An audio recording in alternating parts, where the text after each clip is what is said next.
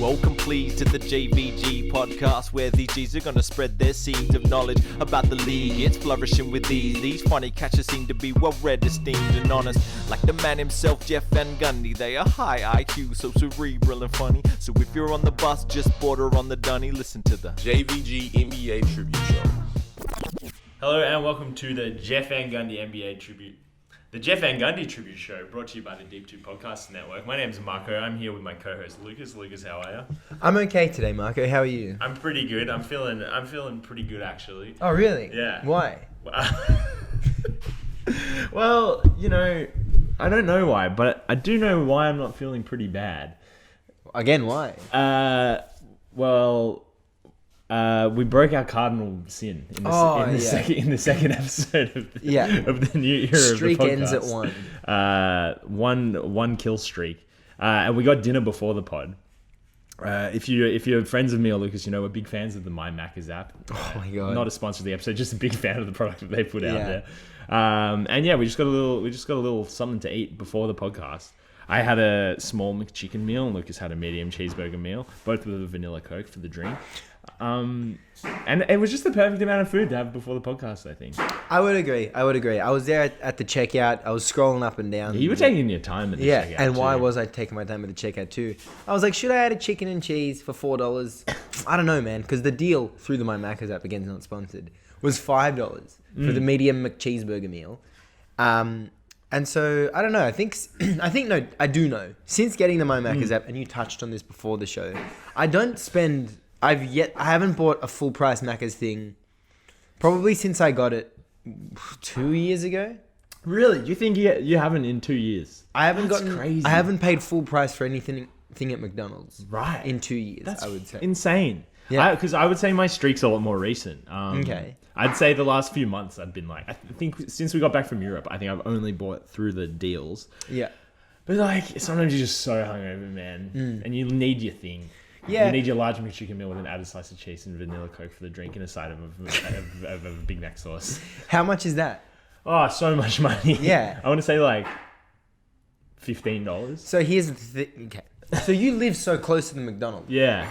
I probably would do the same thing if I did too. But I live an 8-minute walk away from Croxton Rooster. I used to be, a 20-second walk away? Of course. And if you get the Lucas pack, which I'm trying to get on the board there, which is a burger, any burger, half a minimum chips, I know, a potato cake and a fried dim sim, it's $15. Yeah. It's the same amount. So much more food. So much more food. Makes you feel just as bad, I would say. But also, it's probably better for you. Yeah, definitely. 100% it's better for you. Oh, yeah, because there's multiple vegetables. Yeah. I don't even think it's the vegetables. I think there's just evil shit in McDonald's. Yeah. That there isn't in Croxton Rooster. Yeah, there's Macca's scum. What do they use? Ionica chickens?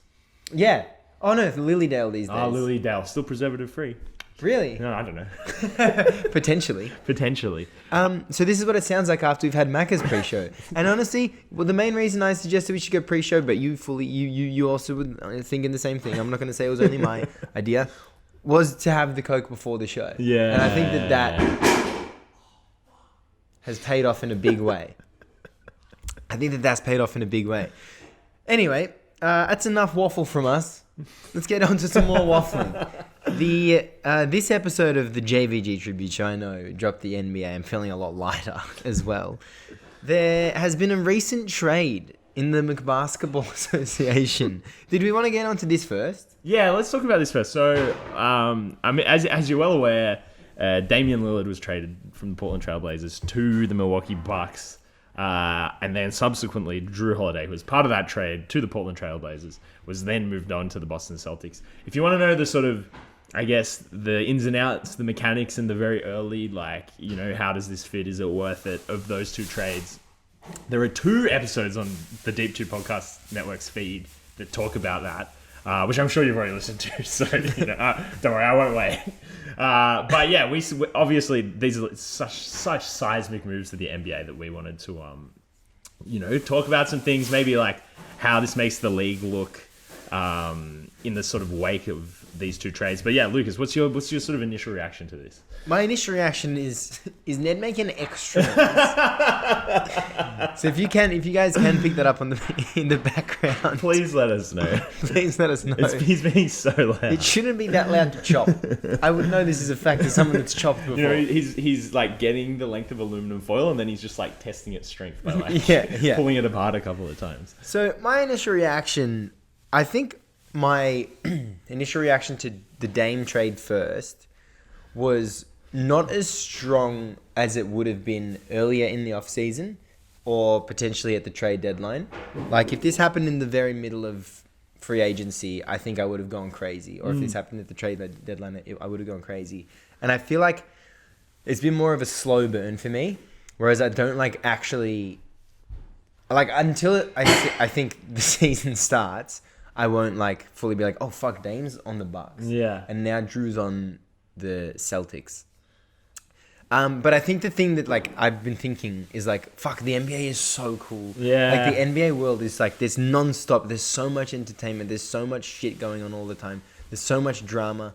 This guy forced his way out. This is the most loyal player of all time who saved face for the last 4 years, doing whatever proving whatever he was trying to prove in Portland. But yeah, I think it won't really hit me until I see it on the court.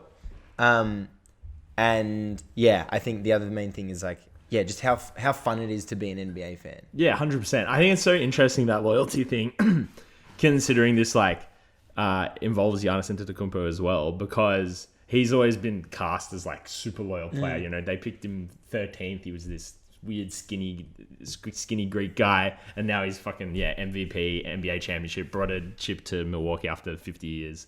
But then this offseason he was if the team doesn't get better, I'm leaving. Yeah. He just, which I think is honestly, you know, I think there's a lot of credence to the loyalty thing, but I also think there's a lot to just being I'm one of the best players in the league. If you don't put the best players around me, then why should I respect what you do as a franchise? Why should I just go along with what you do? And I think the only reason he did it is because he knew they were going to be fine, we'll go get you a good player. I don't think this is a Dame situation where he kind of makes rumblings and then knows that Portland's never going to get good enough to bring him in a proper supporting cast. Or even in I don't know, in Dallas at the moment, I feel Luka is kind of, you know, asking for more things, and Dallas is we don't really know how to do that for you. Sorry.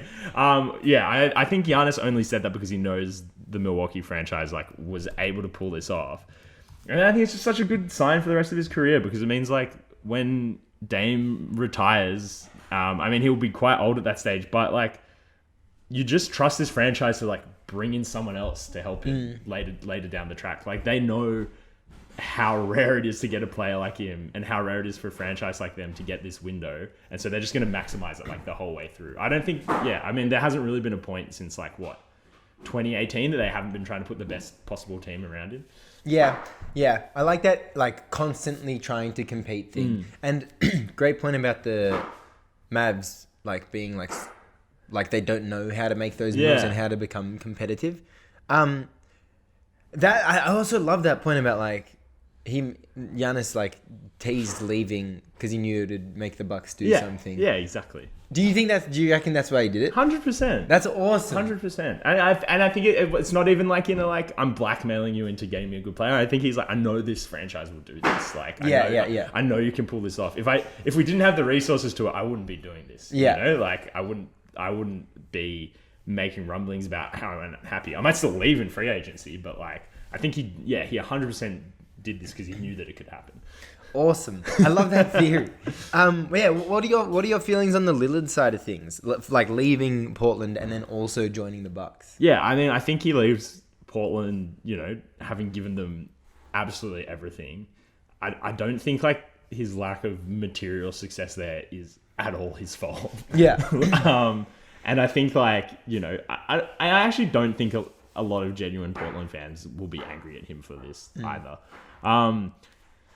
And I think it'll just be he's finally going to be on a team where there is someone either at his level or clearly better than him. I think, you know, that's kind of the the area that Giannis is at this point in his career and at this point in Dame's career, and he's just gonna have so much that he's never had before. Like big men who know how to defend, wings who are like actually good at basketball. Like again, a franchise that just keeps like re-upping on good role players. And yeah, like someone who's gonna like make the game easier for him instead of him having to make the game easier for them. Yeah, that's a great point at the end. Also, yeah, consistency in the rotation and from the organization. I feel like the Bucks, even though they hemorrhaged quite a lot of depth in this deal and one of their core like starters, they're still like they've still been so deep that they still have like they're five. Like they can run out. Hopefully Chris Middleton's healthy. I think he will be. Yeah. I think we're in the era of like if you've had enough time rehabbing your injury and enough time resting, you'll just come back as good as you were. Yeah. Like the health is so advanced, technology is so advanced, the players are just coming back fine. And they're playing until they're fucking 42. So yeah, Dame, Middleton, Giannis, Lopez, and then the other player would be a guard, surely. Yeah, like a Pat Connaughton. Pat Connaughton. Is Wesley Matthews still there? But that type of player. Yeah. The Bucks too for the last like 4 seasons has been a Grayson Allen or a Dante DiVincenzo or a Wesley Matthews or a Pat Connaughton. At the two it's Pat Connaughton or Pat Connaughton adjacent. And that team is huge. Yeah. But while also not giving up mobility or athleticism. So I think this is like already the best team Dame's ever played on. 100%. He's played on like a few iterations of the Blazers as well. His first gen was with LaMarcus Aldridge. Robin Lopez, Nick Batum, Wesley Matthews. Oh my god, that's a pretty good team. There's someone on else. Paper. Will Barton, Patty Mills. And then his second run, I think where everyone's more familiar with CJ McCollum et al. I think the Lillard leaving thing, had, the start of this dance was probably 3 off seasons ago or 2 off seasons ago. I think if he was just like, hey, I want to leave, and then he just left, I think it would have been better. But it dragging over and having whispers and all the chatter around it for all this time just makes it seem like he wasn't actually loyal. Yeah. Like coming out and being like, I'm not running from anything, I'm loyal. It's like, you're probably running from something. Yeah. You're probably not as loyal as you say you are. Yeah, you're loyal, but like, why do you keep bringing it up? Yeah. Everyone thought you were. Now that you're bringing it up makes it feel like it's a point of conversation. Yeah. And I think, I don't know, the league was pretty good. The league's been awesome the last few years. So I think the league would have benefited from a Dame move, but I don't think we really missed out on too much. But now, man, this season's going to be awesome. Yeah, I disagree a little bit on the missing out from too much because like Portland have been bad the last 2 seasons, like not just not very good, like they've actually been bad. I know he's been shut down / injured / both for large portions of those 2 seasons, but like genuinely not having him on a good basketball team is so bad for the NBA. Like, like last season when they were putting together like okay play for a little portion of the season, he had like the 5th highest scoring game of all time. Oh yeah, true. Yeah, I know. I completely forgot that was last season. Like that he was doing that. So because what's he played? He played 29 games and 58 games over the last 2 seasons. So like he had a good run at it last year until it became very apparent that like nothing was working in Portland.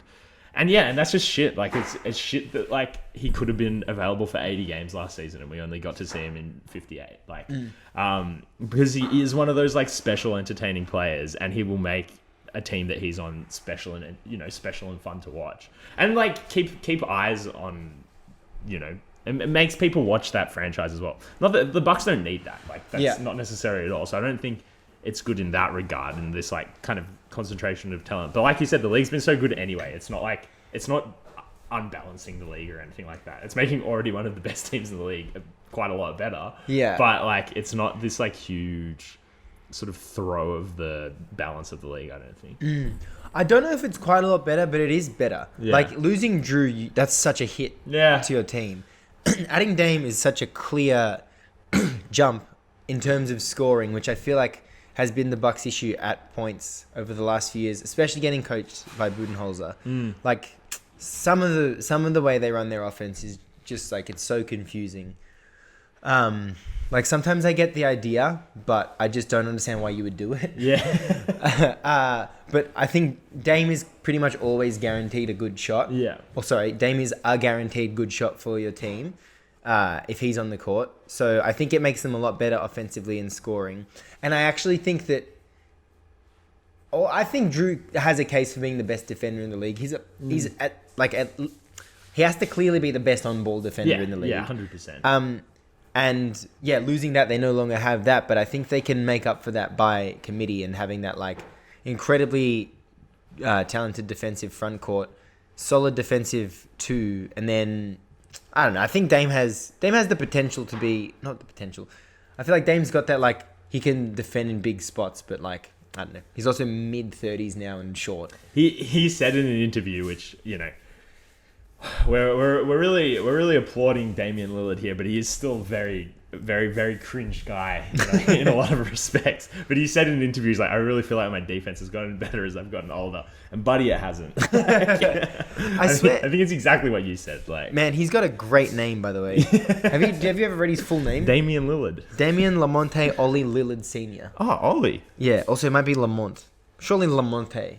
Yeah, if it's got an E on the end, Monte Morris. It's not Mont Morris. It's the Montmorency. Ollie as well in there. Damn. That's a random one. Shout out. Yeah, should we move on from the Bucks and Lillard side of things? Yeah, for sure. I mean, I think moving on from them, you're also not moving very far from them. Like, I think the next sort of most important team to talk about here is Boston, who received Jrue after being rooted through Portland. I think we should talk about Portland at the end as well, just for fun. Yeah. But yeah, I mean, Boston have gone back to their tried and true method of only having 7 guys who can play basketball on their roster. Yeah. But all 7 of them are really good. Yeah. Yeah. What do you think the Boston Celtics are going to look like next season with Jrue Holiday? So I think they finally addressed their issue of having like an adult and a leader and someone that isn't going to shit themselves in an important situation. Weirdly enough, last season I think Marcus Smart was the best option at that. And I don't think he shat himself in important situations. I think he just isn't an efficient scorer. Yeah. And that's what came through. Which is almost true of Jrue as well. Like he's not super efficient in the playoffs, Not at Marcus Smart levels of inefficiency. Yeah. But like, if you're like, Jrue, go make that shot, he's like, hey, I'll do it, but I'm probably not going to make it. Like, Yeah.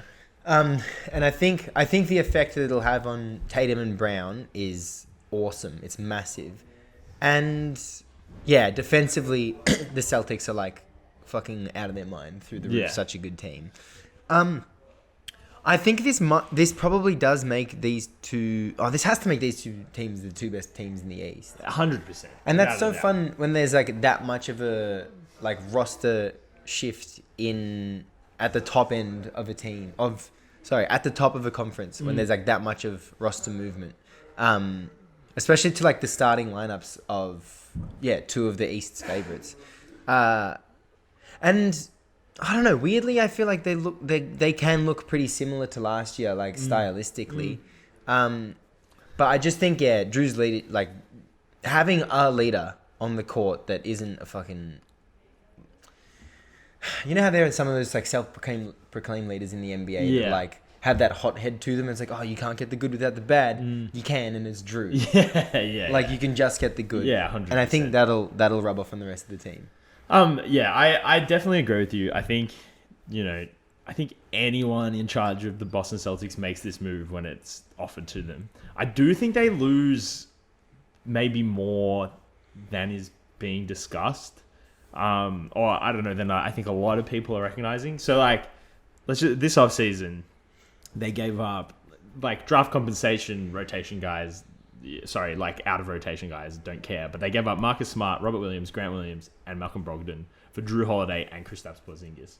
And like we'll get to Kristaps Porzingis, but I think there's this thing where it's like, okay, you bring in Jrue, and he's as good a defender as Marcus Smart. I mean, maybe he's a better on-ball defender and slightly worse as like a defensive marshal or something like that. Let's call him that. but who is a better playmaker, a better shot creator, a better shot maker. And you lose Malcolm Brogdon, but then, okay, you're getting a little bit back of that in Jrue. The reason Boston was so good in the regular season last year is like because of Malcolm Brogdon. Like, he just like patched up this huge hole for them and won Sixth Man of the Year. And I think there's just still like, they are just like gonna miss his punch off the bench. I don't think that makes the trade not worth it. But I do think it like changes the way that they have to approach games. You know what I mean? Like they really have to. There was a really good thing Boston could do last season, which was like, we'll just put Brogdon on and let him do whatever he wants for 6 minutes, and it was really effective. Like it really just pushed some it pushed some wins into easy wins, and like made some potential losses a lot closer. And then I don't know, like missing Robert Williams is huge. Like he's such a good player, and he has actually been the key component of your defense, and definitely when he's healthy is like so important to you in the playoffs. And it's just like, and I think it's less like, okay, losing him is going to make you worse, but it's like you're going to have to figure out a different way of playing with Jrue Holiday and Kristaps Porzingis. Like the sort of the Boston style of the last few years isn't going to be effective without those players. I don't think that Robert Williams has the same value outside of Boston than he had inside of Boston.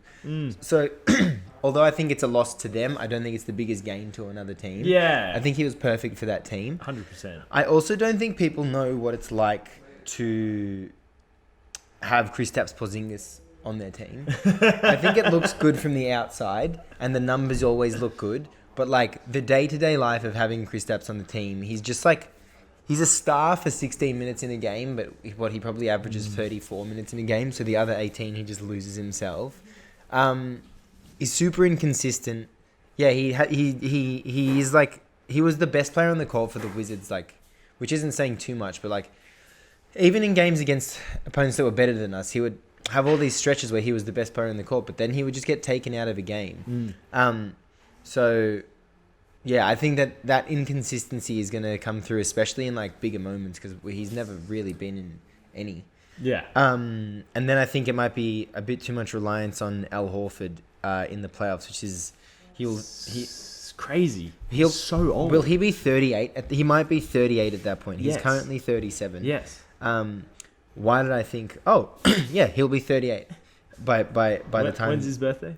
The 6th. Oh wait, I don't have the. It's 6/3/1986. Oh. But I'm on ESPN.com, not .au. Ah, yeah. So 3rd of June. He's a 3rd of June. He's a bleep.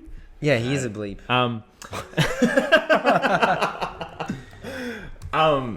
Yeah, and like when they made the deal for Porzingis, I liked it because I felt like there was just like a really, clear, concise role that he was going to play with Robert Williams there and with Al Horford there. Where it's like, all right, cool. So he's going to be like the third scorer and sometimes just like the threat of a 7'3" guy being there is going to be part of, his value. And then defensively, like he can play with either big man and they might not only like maybe hide some of his inconsistencies, but they might actually enhance his defensive ability as well. Like playing next to either of those guys. Now it's like, yeah, you're really like, you might not even want him and Al Horford on the floor at the same time. Oh no. No, I meant you'd sub him out in those situations. Yeah. And it's like we're relying on Al Horford for 30 minutes in a game. Exactly right. Exactly right.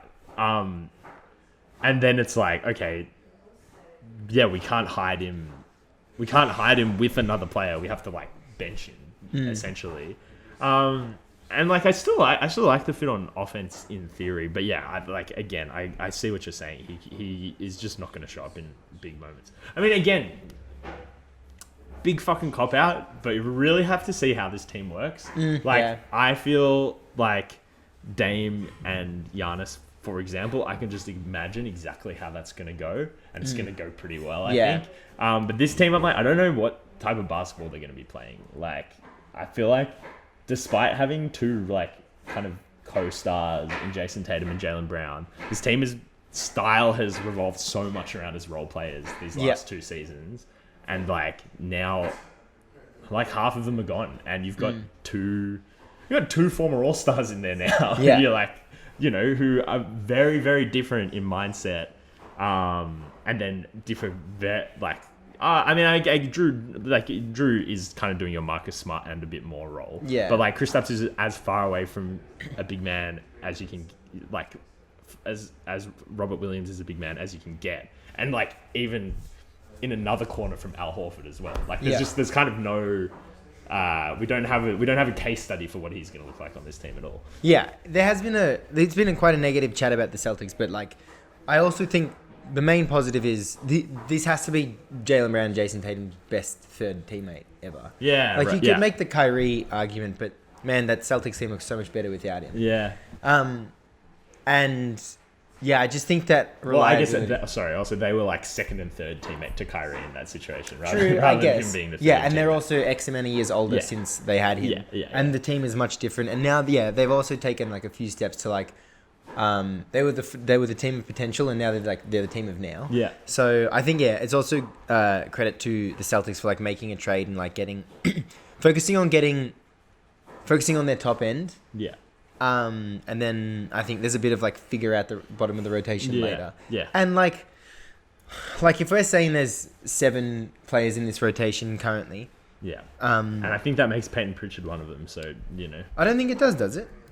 Is there a? Oh no, it doesn't. No. I'm wrong. Yeah. Jrue, Kristaps, Tatum, Brown, White, Horford. No, it does make It does. Yeah. Okay, let's say they've got 6. I trust in like one of the best teams in the league and a pretty good coach. Maybe not the best like offensive coach in the freak man? Joe Mazzulla. Joe Mazzulla. I feel like, And now he's got good assistants as well. I feel like I trust that organization to find number 7, 8, and 9. Yeah. Especially like, I don't know, Lamar Stevens has that like budget Marcus Smart to him already. Svi Mikhailuk, who knows?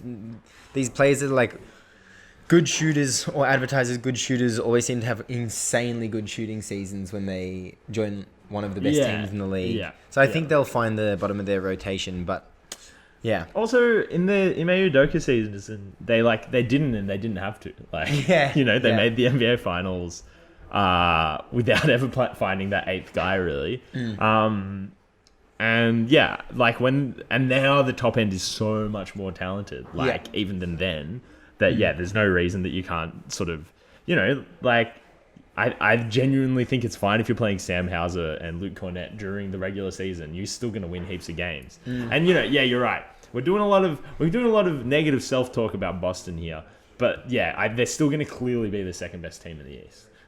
Yeah. Like, just clearly miles and miles away. Head and above. Head and shoulders above. We got the Blazers and the Suns left in the initial Dame trade. Mm-hmm. Who should we go to first? Do you think?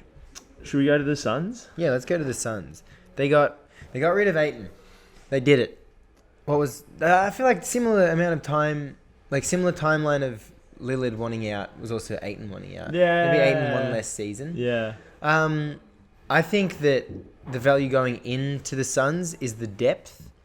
I don't think that is it 3 players they got? I don't think they add up to as good as DeAndre Ayton is. No. But I think that the Suns organization and the core players just didn't like him. So I think that's the value as well. 100%. That's 100% what I think. I think like they had to get it off of the bogeyman of having DeAndre Ayton on their team, and like everyone's been like, oh, Nurkic is just like a step down and he's old and he's not going to play games, and they've been good with DeAndre Ayton. It's like, nah, they needed to get him and his, $90 remaining $1 million out of their organization, desperately.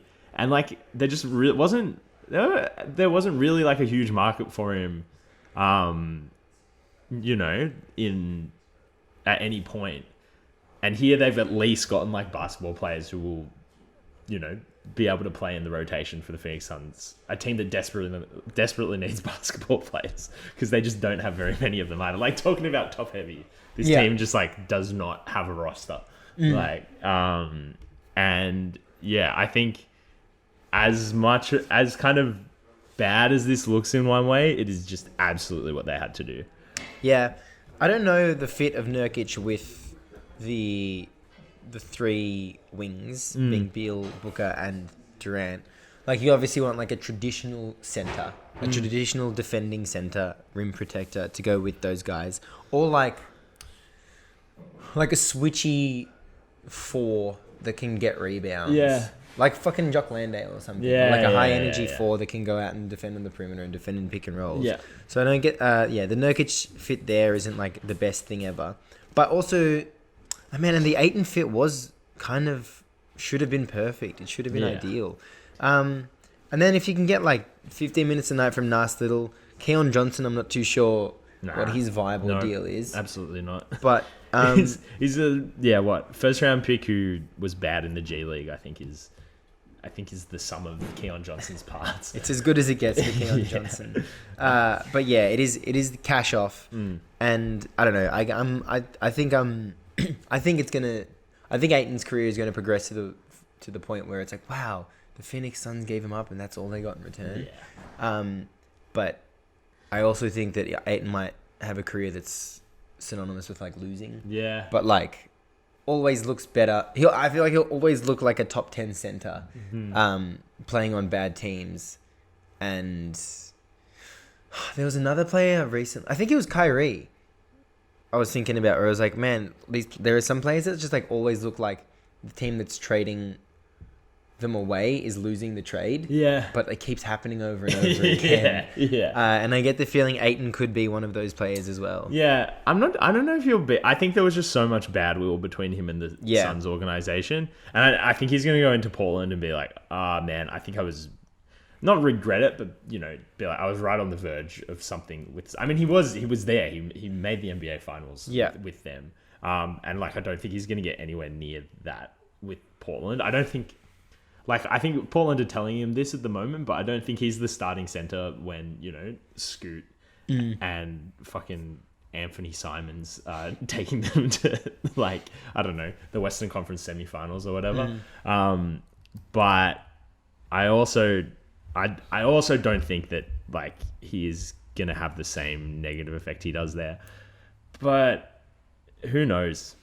Who really knows with characters like this? This is, I guess this is the thing, is as much as this is like a chance at redemption for how he plays on the court, it's a chance of redemption for how he's in the locker room as well. Can he go into a new space outside of a franchise that, from the sounds of it, has been pretty toxic in a lot of ways, the Suns. Yeah. Before and after, before the sale mostly, but all of the damage with Ayton had been done before the sale to Matt HBR.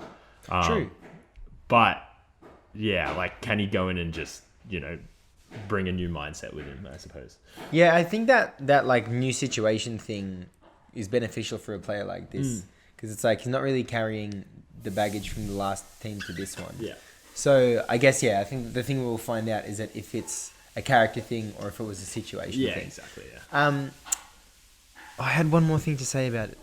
Oh, yeah, man. In that finals run against the Bucks a few years ago, I remember multiple people, podcasts, NBA fucking talking heads, talking about Ayton as a top 20 player. I remember definitely Bill Simmons said it, which means fucking a lot of other people would have said it as well. Yeah, which means it wasn't true as well. Which means that he's one of the top 30 players in the league at that point in time. That was the view on him. So he would have been the leading player on 10 of those teams. And although I'm not saying that was true, I'm saying that is a point he got to, and that's what he looked like in the NBA finals. Yeah, he was really effective in that playoff run. He never looked bad in that playoff run. He never looked like the issue for them. And he had so many big moments. Obviously the lob is the one we all remember. But and then it just sort of fell apart so quickly.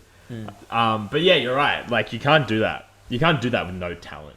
You have to be he can play to that level. Yeah. He can play to the level where people see him as that. He just needs to get back to that spot again, I suppose. Yeah, and you don't do that by accident. No. And what about the rest of the Portland Trailblazers? Man, they fucking nailed this. Oh my god. They got so much. Yeah. I think especially... So... let's talk about it in a bit, like in regards to the Miami deal, which was going to be like Tyler Hero, 2 firsts, and a Duncan Robinson or something like that to fill out their salary. Which, like, when you say it like that, it doesn't sound that bad. Yeah. But then when you look at what they got here, can we get the full haul up here? Can you search Portland Trailblazers full haul? I want Portland Trailblazers everyone in. Yeah. I hate that this... Why is this not already... Why has someone not already made a graphic for this? But alright, I'll say... They probably have. Now that they've moved on Jrue, they have... I think they have... They got 3 first-round picks in total. Yeah. And then a bunch of handy role players. No one... Well, I mean, they're going to make... They've indicated that they want to make Robert Williams, like, part of their young core, you know? Yeah. Like, they're going to hold on to him. And he is, like... he's got so much of his career left, especially if he can get healthy. He's only 25. So, when you compare that to what Miami was offering them, it's miles and away better. I think the kind of maybe underrated aspect of it is, like, they didn't have to take Tyler Hero, which was, like... Everyone was like, oh yeah, they're going to get Tyler Hero. He's a great young player. And it's like, yeah, but they have like 3 other guys exactly like him already. Yeah.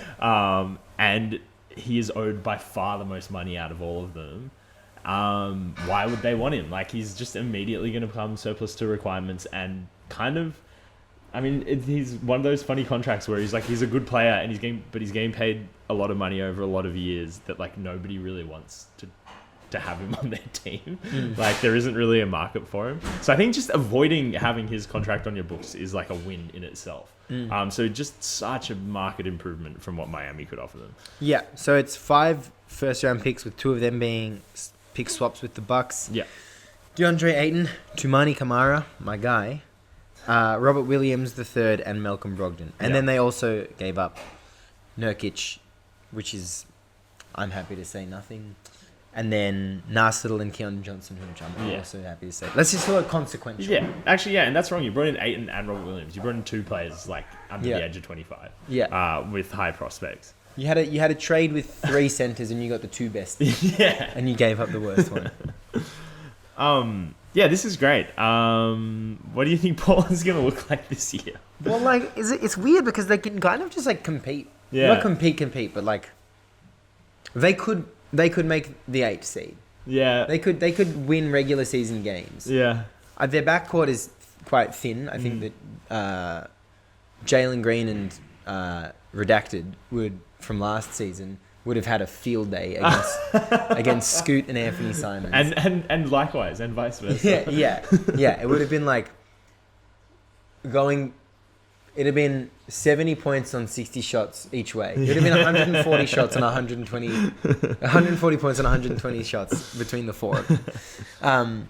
But then, like, the front line of, like, Jeremy Grant, and then big depth of Robert Williams and DeAndre Ayton. I can't think of who else is in Portland right now. But they have, like, good players. Yeah. And I think they're in this position that I think they're going to rebuild. I think they're going towards the rebuild. I think they should. I think that's pretty obvious. But they are in this position where they could pivot back into competing. I don't think they should or will. Yeah. But, like, I think they're in a very nice position, a comfortable position right now, where they're not in a rush to take that next step. And, like, trading Lillard, you can sell that as like, oh, we just lost Damian Lillard. Like, he was that guy for 12 years. The city's got to readjust to that. And they can just do nothing all season long. Yeah. And I think they should. Like, I don't think they should try to be good at all. They want to move on Malcolm Brogdon. They're probably going to move on Jeremy Grant as well. So I think Malcolm Brogdon. I think them competing kind of falls apart. Not competing, but, you know, going for the play-in. Yeah. Making a play-in push, as we say. Yeah. I think that kind of falls apart once you get rid of those 2 guys. But, yeah, it doesn't matter because you've got so many first-round picks. You've got ones that are, like, probably going to be valuable when your young guys are good as well, which is always nice. Like, I don't, you know, having a unprotected 2029 Milwaukee Bucks pick when they're out of the playoffs. Yeah. And you're like, you know, you're looking for that either one more piece to make your team, or like you can move that on for a good role player. Yeah, like they're so well positioned not just this year, but like the next year and the next year and the next year and the next year. But yeah, I think they should just be as bad as they possibly can, and just let Scoot and Shaden Sharp do whatever they like. Anthony Simons, man, he should not be in his 5th year in the NBA. Like, isn't it crazy? It feels like he is a sophomore. Yeah, perennially a sophomore, as you said.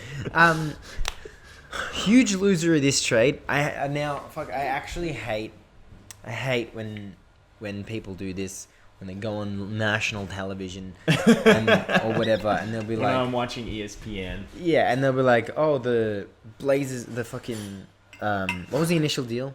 Bucks and the Blazers. And the Suns. But let's just call it the Bucks and the Blazers. And then they'll go and be like, oh, huge winner is the Lakers. Or like they'll be like, oh, the league, the league loves this. Or they'll say some other team. Yeah. Massive loser is the Miami Heat. This one. Yeah. They go from having made the finals last year and looking like they were going to go on this 5-year tear of being underdog conference finalists, because they made the conference finals a year before. Would you believe? Yeah. To now, being at best the 3rd team in the East, probably lower than that. Yeah. But regardless, the 2 teams that are definitely better than them are the 2 teams that made a swing on, one, the player that they wanted, Damian Lillard, and then 2, the other player that they wanted. Yeah, the player that quite clearly the pivot from the Dame trade and Jrue going to the Blazers was, hey, Miami could definitely go for this guy now, and he fits the mold perfectly. And then they didn't. So yeah, they're much further away from, and they were knocking on the door of they could win the ring. They'd made the finals. They were on if you add Dame, you could win the ring. Yeah. I mean, I still think Denver would probably. Oh god, that would have been a great series. To pivot a bit here for a second, and then we'll pivot back. Do you think that Joe Cronin wouldn't make a deal with Miami for Jrue because he hated Miami so much for fucking knocking on their door all summer?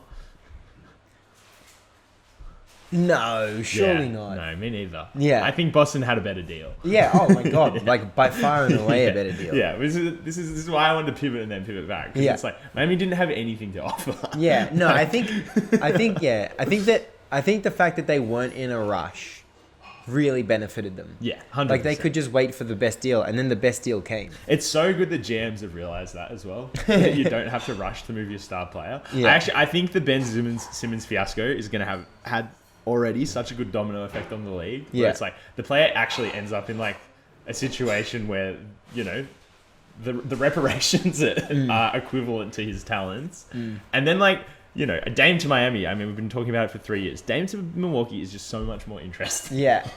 It's just not what we've been thinking about or expecting for the last who knows how long. But yeah, it's just this expectation by Miami where they're like, oh yeah, we can get him. We can get whoever we want. We'll just clear the cap space and then you'll send him our way. So hopefully, yeah, I'm really glad that's not gonna that didn't happen in retrospect. Isn't it crazy how much of an effect Ben Simmons has had on the NBA? Yeah. Oh my god. Most influential Australian ever. Dude, this last few years, he turned Philly from almost a contender and ring favorite to a shit show. And then it was can he have the jump shot? No. And then I feel like they added a rule because of him. They made it illegal to not turn up to training camp. Yeah.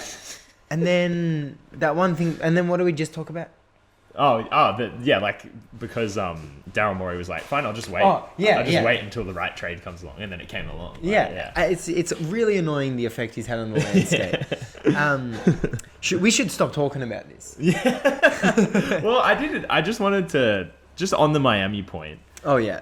The other teams in the East, how do you think Philadelphia are going to go this year?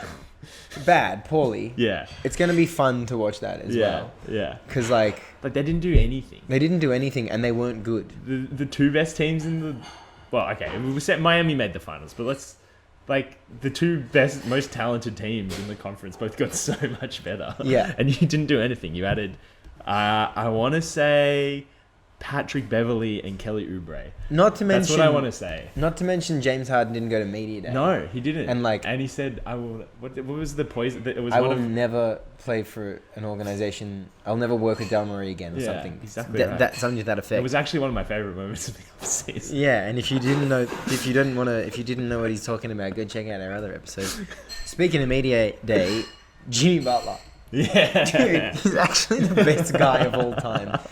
I think. I wish he'd started doing this earlier in his career. It's so late. It's so funny. Imagine if he had the full lineup, on his basketball reference page, just different hairstyle every single year. Oh my god, it's so funny. Would you? What are we calling this year's cut? The Karen cut. Yeah, it's a Karen. Oh, I don't know. It's a bit like goth or something. Yeah, it is. As well. It is goth. All right, are we going? Are you? Let's start our power rankings for Jimmy Butler Media Day hairstyles. Yeah. I'm goth 1, dreads 2. Yeah, I'm goth 1, dreads 2. Yeah. But that's just looks. Yeah. In terms of impact on the league, dreads was so funny. It was seriously pioneer. Every time it popped up, it's like, oh my god. Yeah. How did you let this happen? Yeah. Yeah. Fucking hell. What a fun thing to do. If you were like a superstar, if you were one of the best players in the NBA. I think of all the current NBA players, he's the one who he's the one who has the most fun with his stature and money and position. He's got this reputation, obviously, for just being such a dedicated, hardworking basketball player, talking big, talking smack. But then he just has so much fun all the time, like the big face coffee thing. Yeah, I think that was hilarious in retrospect, charging NBA players $50 for a cup of coffee. All this hairstyle stuff. Yeah, no one actually genuinely seems like they're having as much fun as he is. Yeah. Also, someone brought up the fact that he lost. The reason he's doing it, this is because he lost a bet. It might just be funny. Yeah. He might, like everything you just laid out. Did he say that? Or? No. I think it might be a TikTok thing. Well, that's okay. He said, "I'm very emotional right now. This is my emo state, and I like this. This is me." Because that's even funnier because his team didn't trade for Damian Lillard 5 days ago. Yeah. Oh, God, he just made it funny immediately. There's layers to it. Well, is that enough of the NBA? I think that's plenty enough of the NBA, especially since it wasn't just one trade. It was the landscape of it's completely every situation. It's completely changed how this season is going to go. And oh God, I'm so excited. I'm really excited to see, particularly Boston and Milwaukee play this season. Yeah. Do you want to talk about the big game on the weekend? The AFL Footy Grand Final. The 2023 Toyota AFL Grand Final. The Kia NBA AFL Grand Final. What a great Grand Final. The mighty Flying Lions and the mighty Flying Magpies. Mate, those boys in black and white. Kiss. Oh, true omen even before the game started. Exactly right. They rigged it. Did you see all those people saying omen with the magpies flying around in the streets? Yeah. A fucking lion came into my room. Really? And what, died? I didn't tweet about it. That's crazy. So then it wasn't out there. So then there wasn't an omen, technically. Do you know I actually fed a magpie on the morning of? How? It was with my hands. It was my sister's birthday. We're having a happy birthday. Happy birthday, Tim. It's my mum's birthday today, actually. Happy birthday, God, happy Sonia. birthday. We were having a picnic in these wetlands in Parkville, and there was these two magpies were just coming up. Because magpies, they're quite friendly. They're quite intelligent. They're also so staunch. Yeah. And we had a potato salad, and I was like, yeah, come. And they ate a little bit out of my hand. And then the second one came out of your hand? Yeah, out of my hand. Oh, you didn't even just throw it for them? No. They remember you. Yeah. And that's crazy. Always remember me as well. This big fat one. It had a tag on its leg. What did it say? 188. FTA. Oh, you know what it said? 16. 16 flags. Now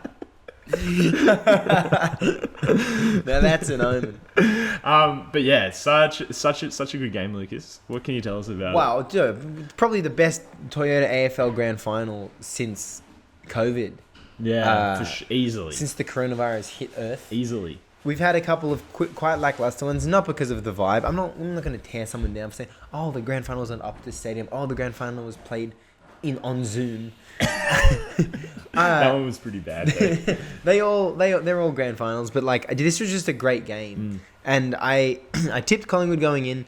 And then while the game was progressing, I was like, I actually think Brisbane's going to win. And when Charlie Cameron kicked that goal to put them up with, I want to say 5 minutes ago, I was like, oh my God, there it is. They just need one more, or they need to possess the ball. And then Collingwood, as they've done all fucking season and for the past few seasons, just when it comes time to win a game, they win it. Yeah. And like, unfortunately, Jordan De Goey kicked one of the fucking best goals I've ever seen in my life. And then Steele Sidebottom came through. That side bottom goal was nuts. Yeah. I was like, there is no way he is going to kick that right now at this moment in this game. And he just put his boot through it. Well, how far do you reckon that was? 55? 55, easy. At least. Easy 55. And he belted it. How old is he? 55. That would have been the tiredest he has been all season. Yeah. Like all season long. His entire life. Yeah, genuinely. In season like 13, age 32. Yeah. And you've just played like such a like hard working season. God, he works so hard as well.